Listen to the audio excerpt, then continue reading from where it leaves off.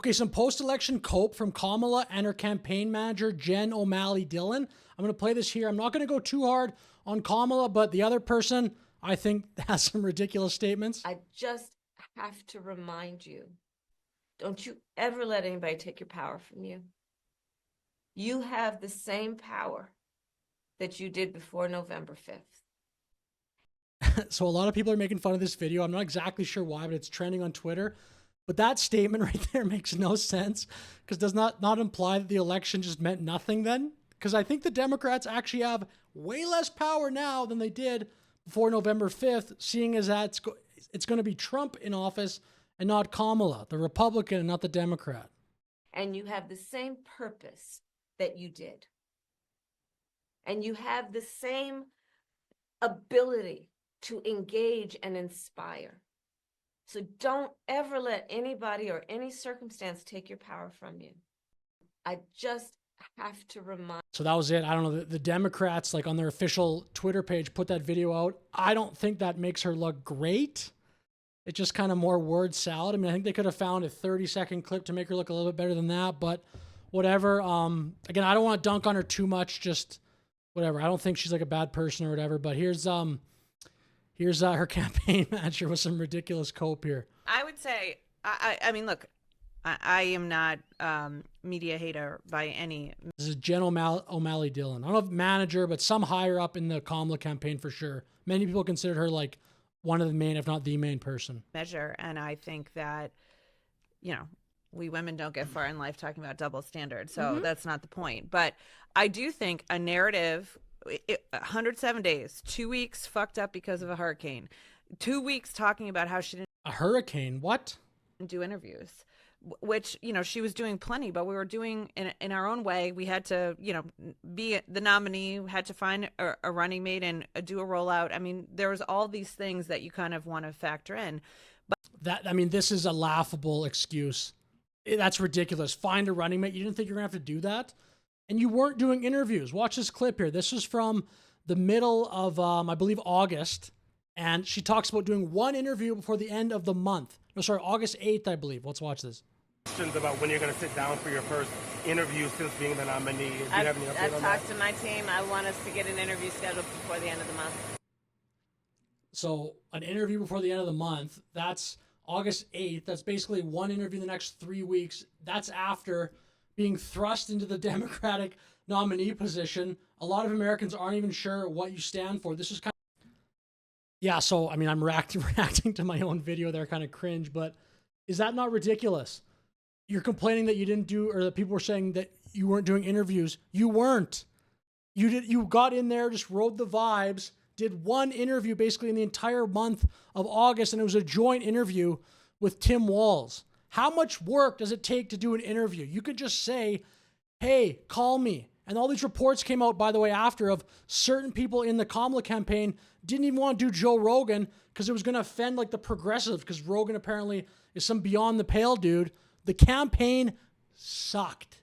A lot of that, to be honest, was not even Kamala's fault, I bet. Surely some of it, the campaign overspent. They had over $1 billion. They ended up $20 million in debt, which is ridiculous.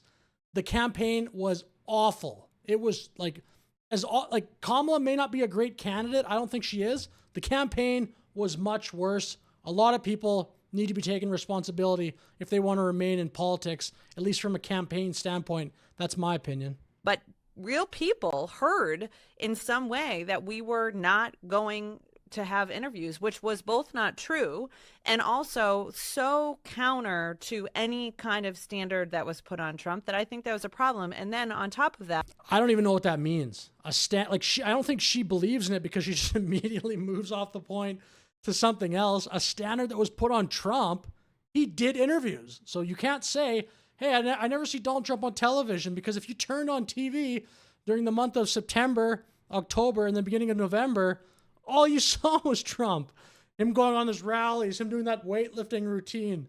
I mean, he was all over the place, so no one would say that. It was a terrible point. On top of that, we would do an interview, and to Stephanie's point, the questions were small and processy and about like dumb. They were not informing a voter who was trying to listen to learn more. So change the subject. Like this, this is so funny. First of all, the interviews were generally very like softball. So I don't even know what you're talking about. What do you expect them to do? You want every interview to be like Brett Baer of Fox News, where he's trying to like fact check her all the time? The debate was incredibly biased towards Kamala, obviously. Way more fact checks on one side. Kamala got away with saying there were like people deployed overseas, or there weren't, and there obviously are, which was proven after. No fact check on that, but seemingly everything Trump said got a fact check, like the crime stats, etc. The questions, like just do the Trump weave. Tell Kamala to just weave in her points that she wants to talk about. Or to understand. And I'm not here to say that you know the whole system was focused on us incorrectly. I'm just saying, like, again, of the things we need to explore as we move forward as a campaign and as a country, that does a disservice to voters. And, you know, I think back and think we should have signaled more of our strategy early on about podcasts and who we were trying to reach. But we had a limited amount of time. Does this guy here, I don't even know who this is, but he just does not look like he's believing a word that's coming out of this woman's mouth. Time to reach the people we're trying to reach, and we were trying to go to them. But being up against a narrative that we weren't doing anything, or we were afraid to have interviews, is completely bullshit. And also, like, took hold. It's not, though. It's very reasonable for people to be saying that, especially when you join the race for weeks, don't do an interview. Someone asks you, hey, when are you going to do an interview? Oh, maybe do one before the end of the month. Give me a break. Running for president, the biggest job probably in the entire world, not doing interviews. Of course, it's going to be a narrative. Hold a little bit, and we just gave us another thing we had to fight back for that Trump never had to worry about. Again, because he was doing interviews. This person, Jen O'Malley Dillon, no accountability there. Those were just mistakes. You can't be blaming everybody else for what was such an obvious mistake on your part. So I'm going to finish the video here, but some pretty hilarious cope from the Democrats. And again, whoever decided to like put that video out of Kamala, 30 seconds, I think you could have found a better 30-second clip than that. And there's word that Kamala wants to run for governor.